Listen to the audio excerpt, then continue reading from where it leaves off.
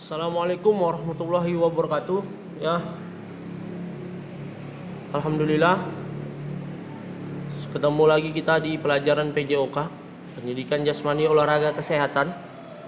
Hari ini saya akan memasuki kelas 11, yang dimana pelajaran hari ini itu tentang materi kelas 11, yaitu tentang permainan sepak bola. Kalau kemarin, ya, untuk memulai pelajaran kita hari ini, mari kita mengucapkan lafaz basmalah. Ya, hari ini di materi kelas 11 ini kita akan membahas tentang materi permainan sepak bola, yang dimana di kelas 11 kemarin kita sudah mempelajari materi kelas 11 ini. Tapi materi di kelas 11 materi kelas 10 kemarin itu hanya membahas tentang, ya, dasar-dasar dari permainan sepak bola.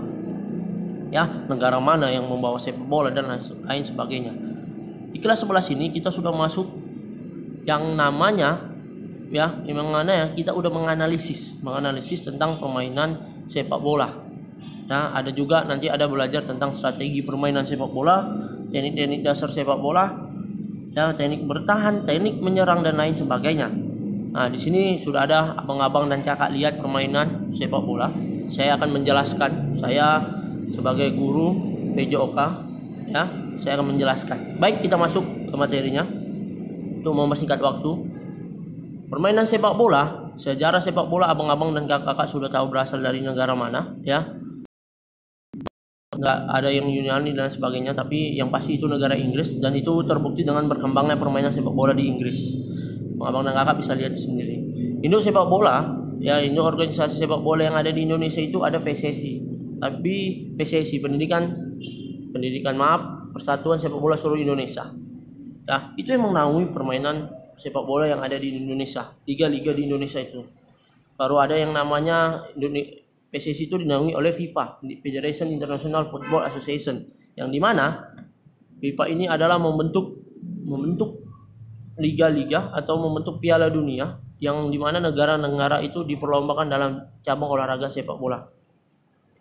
Nah, bicara dengan ukuran lapangan sepak bola, abang-abang dan kakak tahu, ukuran lapangan sepak bola itu kalau panjangnya itu masih seperti dulu yang saya kasih tahu, itu 100 sampai 110 meter itu panjangnya. 100 sampai 110 meter itu panjangnya. Sedangkan lebarnya itu 64 sampai 75 meter. Itulah panjang lapangan sepak bola. Ya. Nah, ini passing, dribbling, shooting, heading, kontrol bola, throwing, itu ada teknik dasar. Jadi dalam permainan sepak bola itu ada namanya passing, yang mengoper bola kepada teman menggunakan kaki, itu passing. Ada dribbling, menendang bola secara terputus-putus. Ada shooting itu menendang bola sekuat-kuatnya ke gawang lawan. Sedangkan heading adalah menyundul bola menggunakan kepala. Ya. Kontrol bola, menahan bola. Nah, banyak menggunakan menahan bola ini menggunakan kaki bagian dalam, kaki bagian luar dan lain sebagainya. Ada throw-in, lemparan bola, melempar bola ke dalam permainan lapangan. Itu adalah teknik dasar yang harus dikuasai oleh seorang pemain sepak bola, yang nantinya dengan menguasai teknik ini, maka pemain sepak bola itu bisa bermain bola dengan baik. Ya.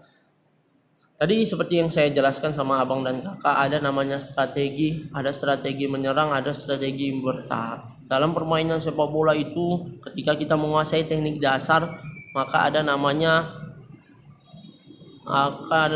strategi dalam permainan sepak bola. Kenapa? Kita udah menguasai teknik dasarnya. Bagaimana strateginya ketika kita menyerang? Dalam permainan sepak bola itu ada 11 orang yang bermain di lapangan setiap timnya. 11 orang yang main di dalam lapangan setiap timnya. Jadi ketika bermain sepak bola, 11 orang itu dia harus memiliki yang namanya strategi menyerang, formasi permainan, formasi menyerang. Bagaimana formasi menyerangnya? Ada formasi 4-3-3, ya. Kalau yang selalu main PS itu tahu itu 4-3-3, 4-4-2 dan lain sebagainya. Jadi ada namanya penjaga gawang di dekat gawang, penjaga gawang. Ada 4 pemain bertahan, itu ada namanya pemain bertahan tengah 1, pemain bertahan tengah 2. Ada pemain back kanan atau pemain bertahan kanan, pemain bertahan kiri atau back kiri. Ada namanya gelandang tengah, gelandang serang, gelandang tengah, gelandang serang. Ada namanya pemain sayap kanan, pemain sayap kiri. Ya. Baru ada pemain depan namanya striker dan double striker atau penyerang 1 dan penyerang 2. Di sini Pak Ari akan menjelaskan tentang formasi-formasi ini, tentang tugas-tugas pemain yang ada di lapangan. Yang itu pertama, penjaga gawang, tugas menangkap bola, jangan sampai gawang itu kebobolan. Pemain bertahan 1 atau pemain bertahan itu tugasnya menjaga pertahanan agar tidak diserang lawan, sama kayak pemain bertahan 2. Tugas mereka jangan sampai kebobolan ke gawang melalui tengah pertahanan. Yang kedua, pemain bertahan kanan itu tugasnya apa? Tugasnya beliau pemain bertahan kanan ini menjaga pertahanan kanan agar tidak dilewati oleh lawan dan tidak terjadinya gol. Sama kayak pemain bertahan kiri, agar tidak dilewati oleh pemain penyerang dari sayap kiri. Ada gelandang tengah, gelandang 1, gelandang tengah, gelandang serang. Gelandang tengah ini tugasnya 60% itu menjaga pertahanan agar tidak dibobol lawan, 40% menyerang. Sedang gelandang serang itu 60% menyerang dan 40% bertahan. Jadi ada porsi latihannya, porsi tugasnya masing-masing. Ada sayap kanan tugasnya menyerang dari sebelah kanan untuk mencetak gol atau memberikan umpan kepada temannya yang ada di depan gawang. Sama pemain sayap kiri juga. Ya, tugasnya mencetak gol atau membawa bola, akhirnya mengumpan bola kepada pemain yang ada di depan gawang. Sedangkan pemain striker, pemain depan, penyerang 1, penyerang 2, tugasnya menyerang 2, tugasnya memberikan bola kepada pemain 1 ataupun langsung mencetak.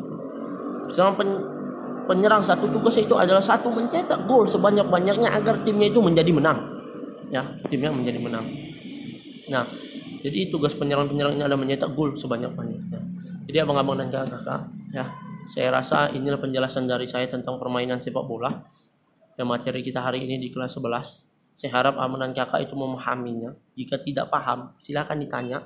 Jangan hanya diam. Ya, kita semua sama-sama belajar, tapi mungkin saya duluan belajar tentang permainan, tentang pelajaran PJOK ini.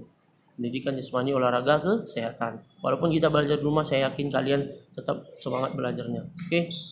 Apa ya?